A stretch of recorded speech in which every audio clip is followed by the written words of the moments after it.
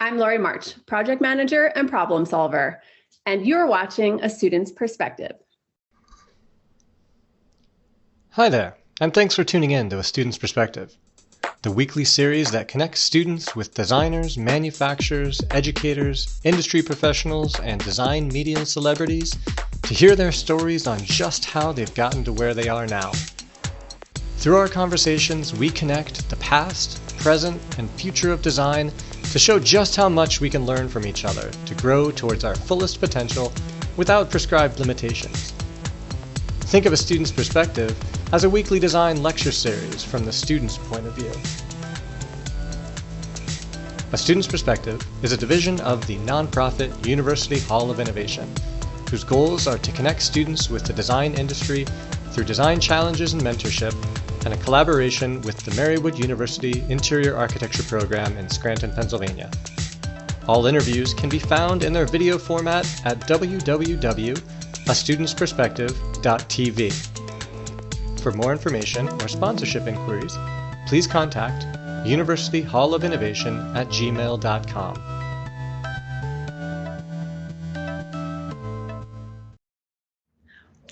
Welcome back to another episode of A Student's Perspective. Today we're here with Laurie March, and I'm so excited to talk with you today. And I was wondering if you could just start by telling us a little bit about yourself. Sure. Thanks for having me. And I love your background. It's so beautiful where you are. I love your plants. Thank you. This is the best light in the house. So all the plants that needed some help are here in my office. So I am a project manager, a producer, but I do feel like mostly I'm a problem solver by trade. My background is I come from several generations, excuse me. I come from several generations of people in construction. My family owns a commercial roofing business on the East Coast. So it's just hit its 100th year anniversary. It's not a business that I worked in directly, but it really did color how I grew up and our comfort level with doing projects around the house. And myself, it really taught me how to talk to contractors. So, you know, like many of us do, I went completely the opposite direction and didn't want to work in the family business. I studied international relations and history in school. I went to the University of Delaware. And I think at the time, I didn't really know how I was going to use it. But I learned how to write and negotiate, how to articulate a point of view for myself. And I moved to the West Coast and through several career moments, as we all have had, I spent a lot of time working in a restaurant. And it was an extremely high-end restaurant. I ended up working as a maitre d' there for a long time. And this actually taught me a real love of project management. I don't think most people would think about that in the food industry. But for me, there is no better place to learn how to manage constraints, different groups of people. We would seat 500 people a night on a busy night, and everybody had different goals and needs. And it really kind of taught me very similar behaviors and skills like a job site. So this is kind of like a core experience of mine. And later I had a dear friend who was a real estate agent, and she had so many clients that were having trouble communicating with contractors. And they couldn't figure out why they were having a hard time getting people to call them back, or you know, in a hurry, or the budget wasn't right. And this just didn't make any sense to me as a person who grew up around people in construction. I was like, yeah, what's so hard? I don't know. Like, what are you doing? And this was kind of the beginning of my first business called Improvemental, where I helped people manage their home improvement projects. But I called it Improvemental because I wanted to really focus on how people felt while they were remodeling. It's really scary, you know, you're trusting them with a lot of money. You need them to help you make decisions about your house. Somebody showing up at 8 o'clock in the morning, coming to your house, right? You might be in your jammies or have a coffee or whatever. And like, you need to trust this person. So that was really sort of the original focus of my business, was how can we remodel and have confidence in the people and the materials that we sort of enter our space with. That is probably the longest introduction that anyone has ever thrown at you, and I'm really sorry about that. No, that was so interesting to just kind of hear like where you started, where you got to today.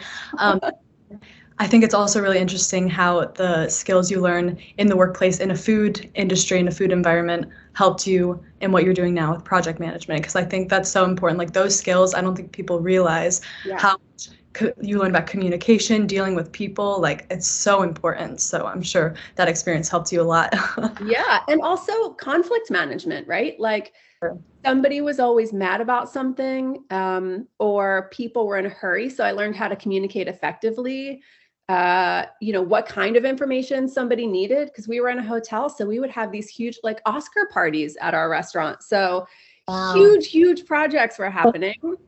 And, I was responsible for my little part of it. So I learned how to be a really good communicator on a team, and how to do things that were bigger than me, like I was responsible for my little corner, but we also were pulling off these crazy things. And you just like conflict happens in life. It's just natural. So figuring out how to communicate with somebody who is mad, or when I was mad, you just learn a lot in that environment. People ignore that about, we should all work retail and we should all work in food at some point in our lives. For sure.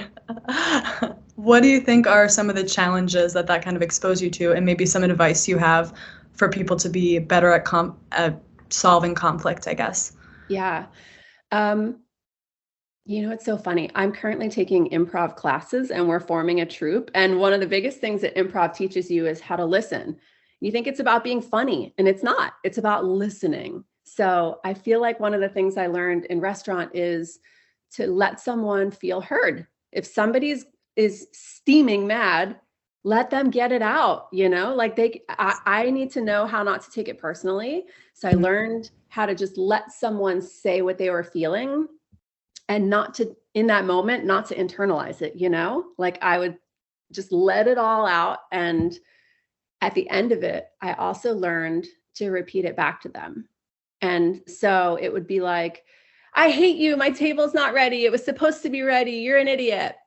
And, I would say, that sounds awful. And what I hear you saying is that you're really mad that your table is not ready. And it's really, you're super upset about this. Yes, I'm so upset. And by being heard, it really gets that first layer of steam off people. And then you can move to problem solving. And on the job site, one thing I've really learned is not to blame.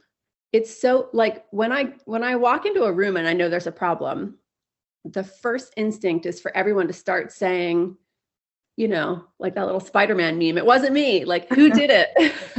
Exactly. And I do like to collect information so that we can understand it and see how we got here. But in the moment, the most important thing is solutions. So for me, when I walk in on something that's really brewing a good conflict, I think by saying we instead of you in that moment, it's so powerful. So, wow, we have a problem.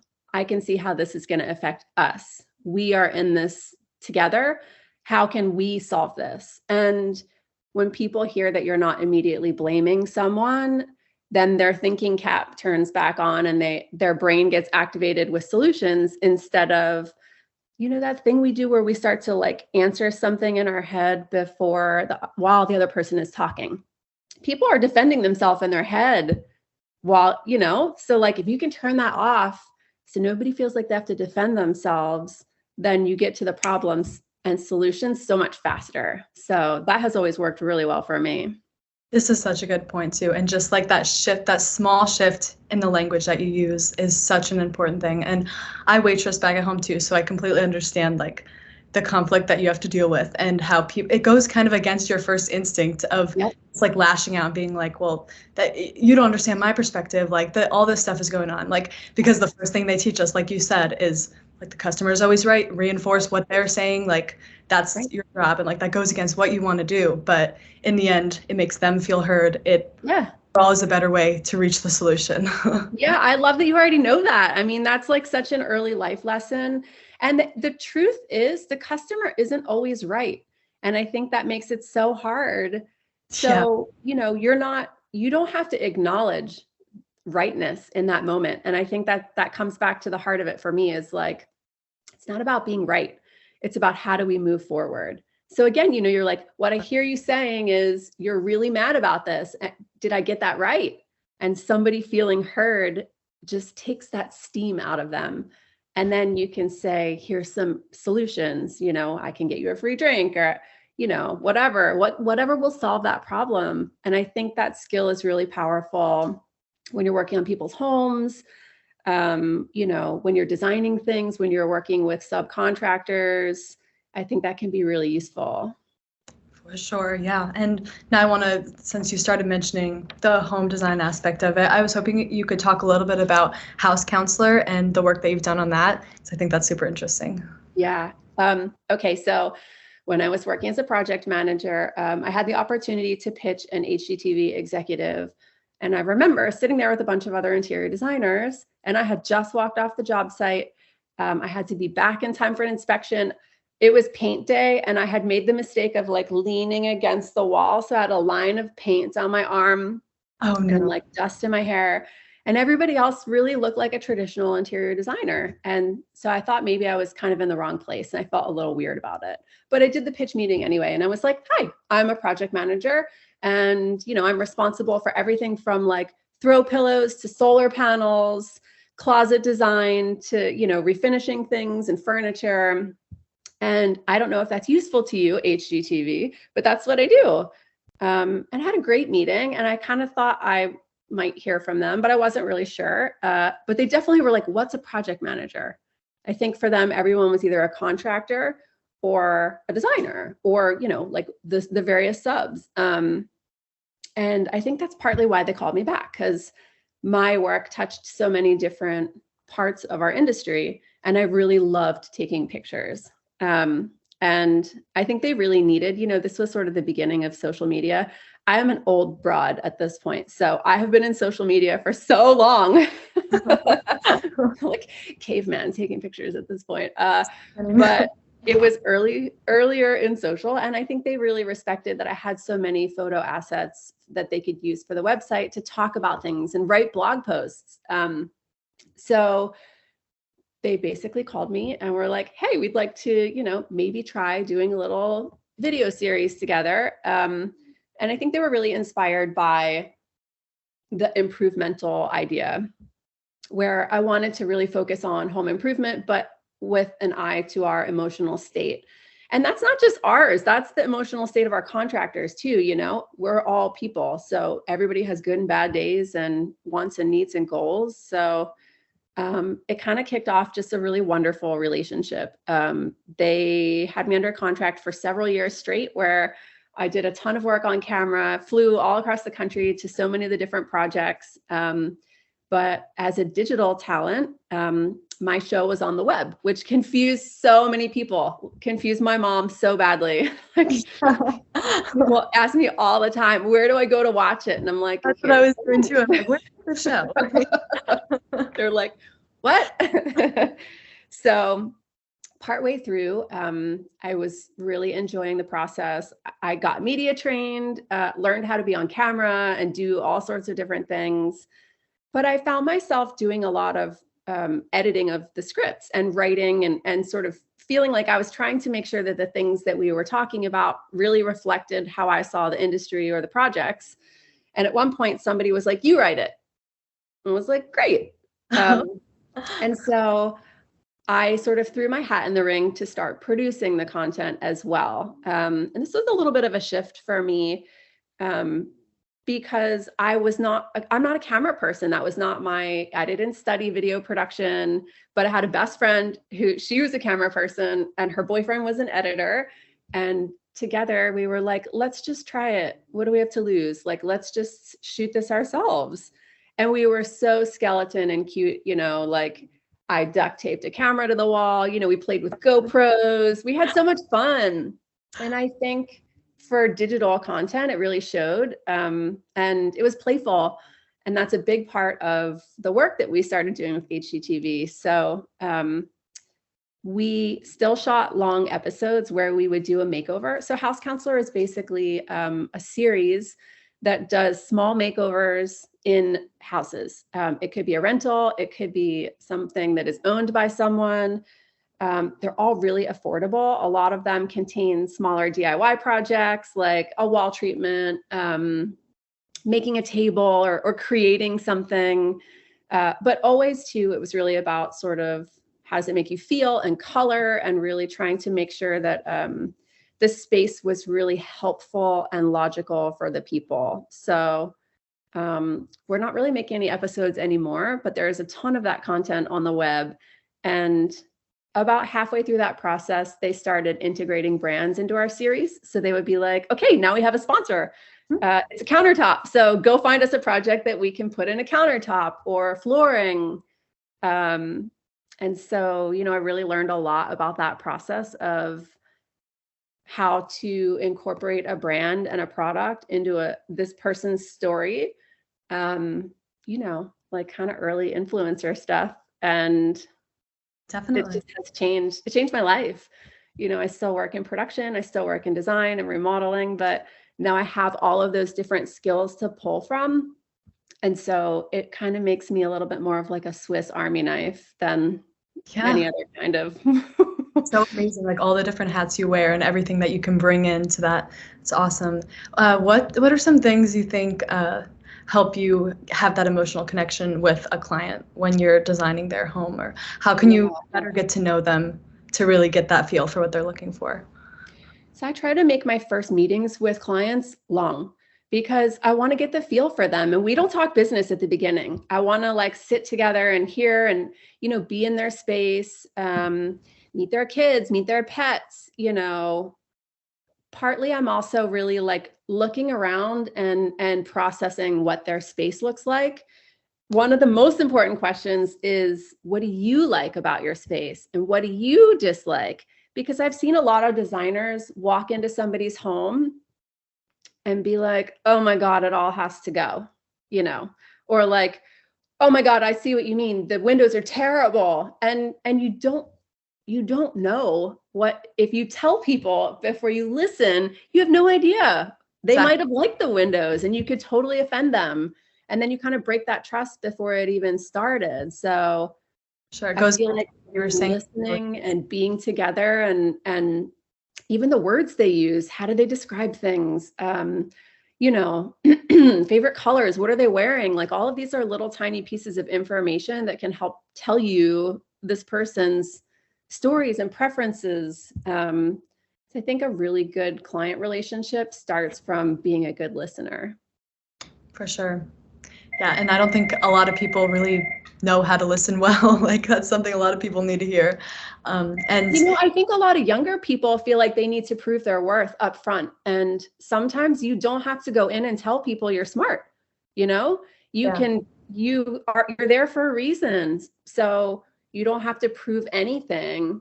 And I think sometimes we think we need to sound really smart when we first walk into something, and, create, like, being empathetic and connecting can be so much more important than being smart.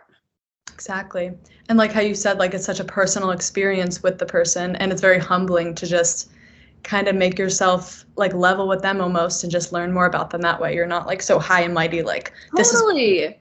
Yeah, I have a house. I take my shoes off at the front door. If that's what they want me to do when I walk into their house, I am so cool with that. But yeah, I think it's a human experience, being under a roof and being lucky enough to be under a roof. I live in Los Angeles. There's a lot of homeless people here. And so I don't take it for granted that I have a home. I think that's really important. But yeah, it is a human experience to be sheltered. And so I try to really just think about that human and like, what would make their life better? Sometimes people can be really fixated on how to make it look better, but I want it to work better. Puppy. I want people's home to be, I think a lot about wellness design. I know as you're going through school, you're probably bumping into all sorts of just different types of learning and inspiration and tools that are in your toolkit. And for myself, I'm still so curious about so many things about the home, but a lot of it comes down to like how to make our space healthier. How can we live better at home? Like how can every little thing in our house either be useful or healthy or make you happy or serve a purpose, and like get rid of anything else, For sure. And like biophilic design is something that's definitely becoming more popular. And I was looking at your Instagram and your pretty recent remodel of your kitchen. I thought that was really cool with the sage and the stone. So I was wondering Thank you. The process behind that. This home was over 100 years old. So when I tackled the redesign, I wanted to really respect its roots and its past while I crafted the future. Living in Los Angeles, our connection with nature is complicated, but with some thoughtful effort from my builder and landscape designer and myself, we did everything we could to incorporate and respect the natural world with all of our choices. Humans have an innate tendency to seek out and feel good in nature. It's called biophilia. Our home exists in the middle of the city, but when you look out the windows, all you see by design is the rich green of the garden and the trees. This was never going to be a white kitchen. I brought my garden into the space by forgoing upper cabinets and doing a whole wall of windows on the exterior that keeps us connected to the outside while we're using the space. I wanted to explore what was visible and what could be hidden from the eye, so the interior wall of the kitchen became a workhorse wall. It held the range, refrigeration, huge upper cabinets, and my pantry storage. Once I saw the Heritage Series range and hood and ivory, I was smitten. I fell in love. It became the perfect centerpiece and created symmetry for the interior wall. To make it all feel cohesive, I carried the same natural stone from my countertops to the backsplash and all the way up behind the hood. It's a delicious unoiled soapstone, and it feels amazing to the touch. It's kind of got a depth that draws you into the room. With nature inside and outside the window, cooking in my kitchen makes me feel connected to the food I grow and prepare and the environment in a beautiful way.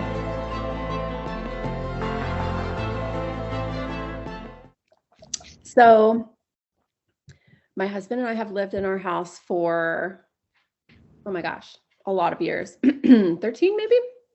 Wow. Long time.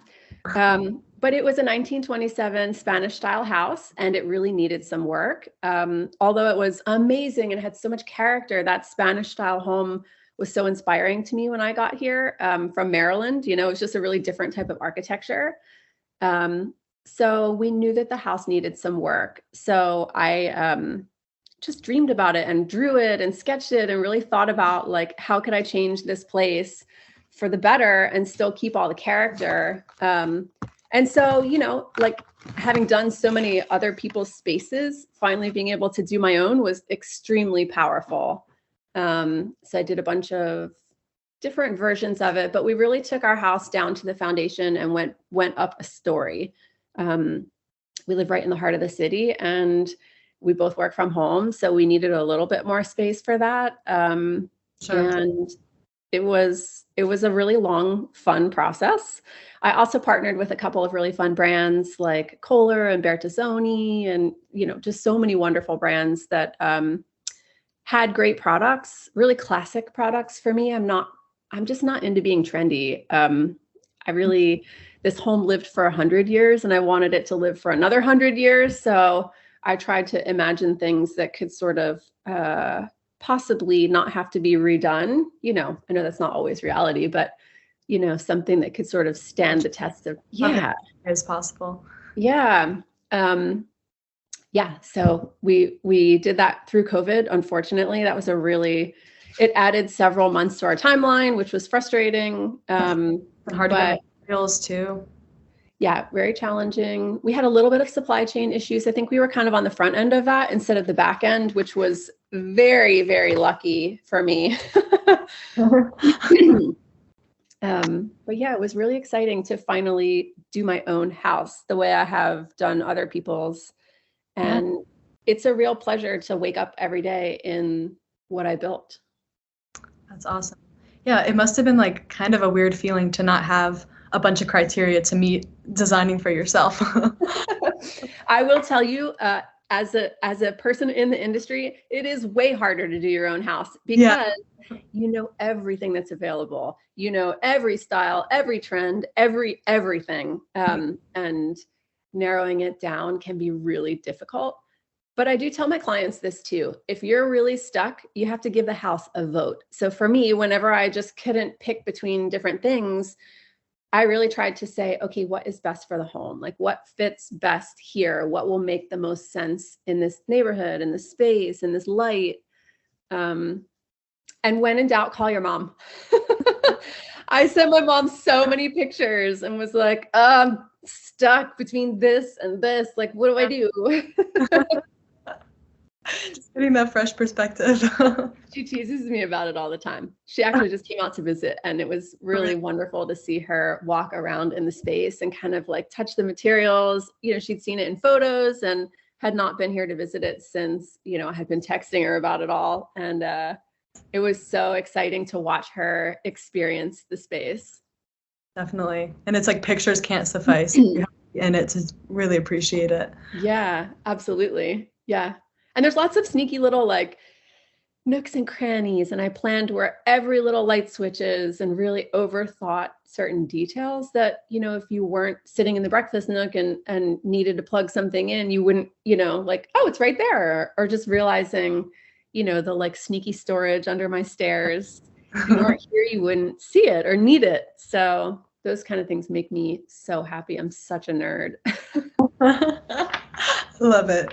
I'm also wondering if you could give some advice on how you were talking about like how you love problem solving. That's like at the forefront of a lot of things.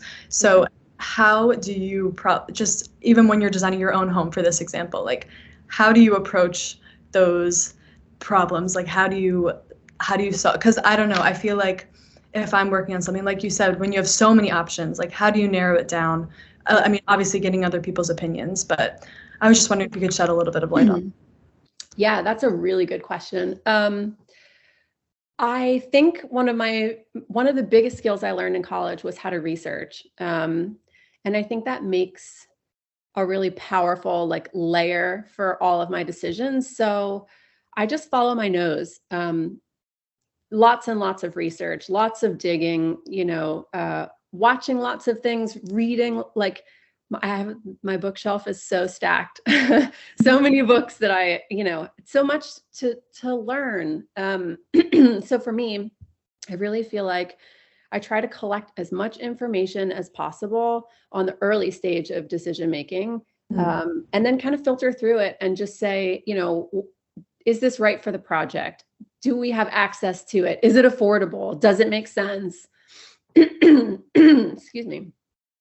And I think for myself, that's how I start everything, you know, create my little parameters and say, this makes sense. This project needs this timeline, this money, you know, here are the restraints and constraints. And then when I hit the ground in research, those things kind of like percolate. And you know, my husband is an executive search, and when they look for an executive, they make sure they have 5 or 6 more of them behind the one that's in the lead. And I learned a lot from that because I realized sometimes the thing you want isn't available, or it doesn't make sense, or it's too expensive. And so by not falling in love with your first choice so hard that you can't see anything else, I feel like sort of keeping that pipeline of ideas available can make you a lot more nimble and flexible.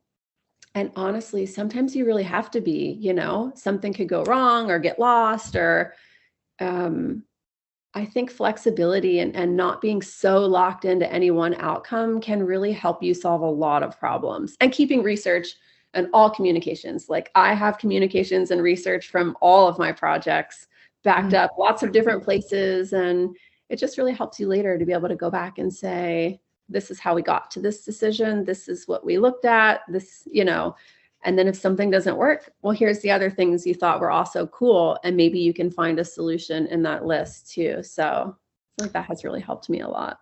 Really, that's great advice. And like the flexibility is something super important to remember, especially like being in school we have like the world at our fingertips. Like we can choose whatever material, like do whatever we want. And then going into the real world and like getting a job and actually having those constraints, that's like kind of a big jump. So it's important to remember that now, that you got to be flexible. And it's like on any HGTV show, when you have like right before the commercial, something goes wrong, then you have to fix it. So I think you really hit on something too. And this is something that I don't really say much when I talk about my career, but I also have been really willing to do the hard job, the non-sexy job, the job that doesn't look good on Instagram, to do the work. And I would challenge you too, as you're cruising through school, to don't make the most imaginative thing on earth. Make the most useful thing. Make something that, you know, sometimes, and like, I don't say that to tell you not to do something dreamy and incredible, but sometimes it's easy to think that the world needs so much more of the dreamy stuff, when in reality, we often need so much more of the useful stuff that's great, you know, bringing that imagination into making something really useful that solves a problem. You'll never be out of work. You will never not have clients. You know, there's only so many places that the extremely unique, dreamy stuff can take you. But if you're willing to do the hard work and show up and do the hard thing and make something a little more practical here and there, holy cow, you will always be busy. That's such good advice too. The functional aspect of it. Yeah. I mean, that is a big part of design, you know, it's like if you had $1 million, no constraints, anything you wanted, you could make anything, right? But once you squish yourself into a couple of boxes, I think that's true creativity. And it makes you more resilient in your career. That's a big word I've been thinking about a lot lately, coming from, you know, I live in earthquake country and we've had a ton of rain lately. And so like being resilient in my home is important to me, but you can also be resilient in your life and your career. And I think, you know, as a student, like planning your life that way, thinking a little bit about, you know, if I do this hard thing now, I will have so many more options available to me later. Or maybe it's an internship or you know, just whatever it is. It's like doing some little bit of hard work and learning some hard thing that's maybe not so sexy just pays off in spades later. And I am very grateful to all of the people in my life who taught me about that along the way, you know?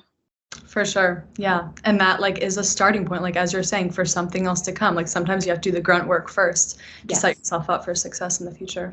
Well, and everybody competes on the pretty stuff. You know what? As a designer, you're actually competing first with your homeowner, because people can go shopping by themselves. They can go buy a chair from retail. They can do all of those things. So, you know, your competition isn't first other designers. It's people who innately just want to shop for themselves. So, you know, like doing something hard that somebody else doesn't want to do will always keep you busy. Like you know, then you can do the hard stuff that a homeowner doesn't know how to do or doesn't want to do. But if you think that design is just about picking out pretty stuff, which I'm not saying that to you, but I feel like some people really picture design as like just the fun parts. You know, you have way more competition. Because the entire world is your competition at that point. The internet is your competition, because I can find a great chair in 30 seconds flat from, you know. Exactly. It's so easy. Yeah. So when you do the hard stuff, you separate yourself from your peers and you make yourself so much more valuable for your own future. That's something I've been thinking about a lot too. Just looking through Instagram a lot, like looking at a bunch of different, like beautiful kitchens, like anybody can, like you're saying, it's so easy to just design, like at face value, make something. But if you know how to actually make it happen, like you're saying, like that's oh my gosh, like researching, you know, most people don't spend a lot of time thinking about inserts, but like the way a kitchen operates is all about how the drawers open and close, the glides, you know, like learning a little bit about hardware and just structural components of what makes a cabinet good. How is it joined? You know, I'm sure this is a lot of stuff that you guys see at school, but people don't think about that stuff. And you're absolutely right. Most people can paint and style and make a pretty kitchen in an Instagram photo. That's actually becoming a really prevalent skill. But if you go try to open all those drawers and make sure, like, girl, I'm telling you, a lot of that stuff doesn't work the way it could if you use your design brain and build a kitchen that makes sense. And the world is changing. The way that we use kitchens changes every minute and every generation. The way you use a kitchen is going to be totally different than the way I do. So, like paying attention to the undercover details is just so juicy. Yeah, and that's super applicable to the project we're working on right now. Actually, we have furniture studios, so we're all designing a chair basically for the whole semester, and we're learning about joinery and working in the wood shop and actually building that ourselves. So cool. Have really, you designed your chair yet? What part of the phase are you in? I've started. So I have a 3D model of it, and we just ordered wood. So I'm going to start putting the frame together, hopefully in the next few weeks. Oh, so cool. Yeah, it's really so exciting. I mean, what a great challenge, because a chair is everywhere, right? So making a good chair is really hard. How did you approach this challenge? Yeah, I looked at a lot of precedent first. I mean, like you're saying, there's literally a million ways you could approach it. So that was really overwhelming for me at first, like trying to figure out even what I wanted to do. But I found a lot of inspiration from like outside and the beach. So I wanted to do something that you could be super comfortable in and just have like the form of it emulate like waves or like kind of the imagery from if you're going to the beach. So I kind of used all that, like you're saying, like the research phase, like I was looking at like where the sun is rising and like where I would want the chair to be on the beach and just kind of maneuvering it that way. So that is so juicy, looking at where the sun is rising to design a chair. And that backstory adds something so special. And to me, that's really what makes something unique and thoughtfully designed. And I love it. I cannot wait to see how it turns out for you. For sure. I also wanted to ask you, so you talked about moving from the East Coast to the West Coast, and now a lot of your clients are more wealthier. And do you feel like that gives you, because we were also talking about how can we make it functional and like practical. So like, how do you feel like that plays into the projects that you work on today? Sure. So, I think when you become wealthy, you have values based on what's around you and what is interesting to you. I think if you're not struggling for money, you get to make a different kind of choices, right? Like you get to be thinking a little bit more about being eco-friendly and, sustainability. I think it's really hard to think about those choices. I'm not saying it's impossible, but the smaller your budget, the less wealth you have, the more difficult it can be to incorporate some of those things into a design or a space. And I think you almost have a responsibility. Maybe this is just me, but I think the wealthier you are, I think we have a responsibility to push that stuff forward.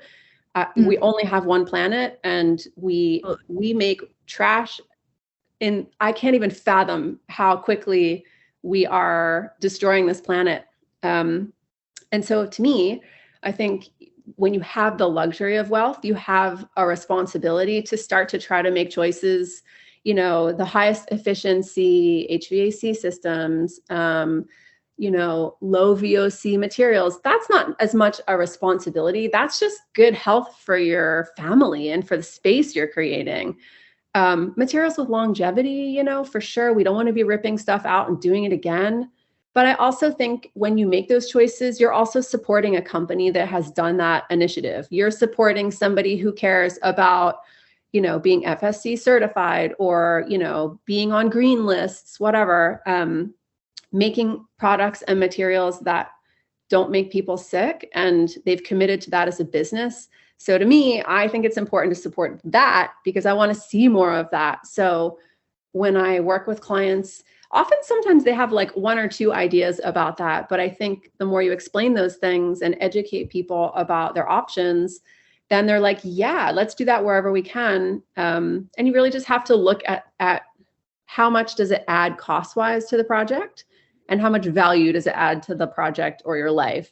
Sometimes something is really expensive, but if you wanted to resell the house, you have this incredible value that you added to something. So there is another customer out there that cares about that too. So it's not always about money, but I do think that having money allows you to make a whole other layer of choices with your materials.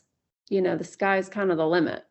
For sure. Yeah. And that's such a good point. Like, it's not even about if you have a lot of money, like then you can make the most grandiose design or like the prettiest, like it's so important to think about that sustainability aspect and like use your resources to achieve something like that and to make like the difference that you can make for the planet with what you have. So I think your generation is going to change a lot. And I just personally feel like, we're coming to an awareness of our air quality in our homes, toxicity, like so many building materials are toxic and are hormone interrupters. These are things, we don't understand why as a country we're losing fertility, but we're living in tighter building envelopes that have more chemicals in them.